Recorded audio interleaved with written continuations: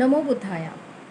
আপনার zodiac sign অনুযায়ী কিন্তু বলা সম্ভব যে আপনার অরা চেঞ্জের জন্য আপনি কোন মন্ত্র পাঠ করবেন বা জপ করবেন। আপনার যদি মেষ রাশি হয়ে থাকে তাহলে ওম হনুমতে নমঃ। যদি আপনার বৃষ রাশি হয়ে থাকে তাহলে ওম মা লক্ষ্মী নমঃ। যদি আপনার মিথুন রাশি হয়ে থাকে তো ওম বুদ্ধায় নমঃ। যদি আপনার কর্কট রাশি হয়ে থাকে ওম সোমায় নমঃ। যদি আপনার সিংহ রাশি হয়ে থাকে সেক্ষেত্রে ওম সূর্যায় নমঃ। কন্যা রাশি হলে ওম নারায়ণায় নমঃ। তুলা রাশি হলে ওম শুক্রায় নমঃ। বৃশ্চিক রাশি হলে ওম শিবায় নমঃ।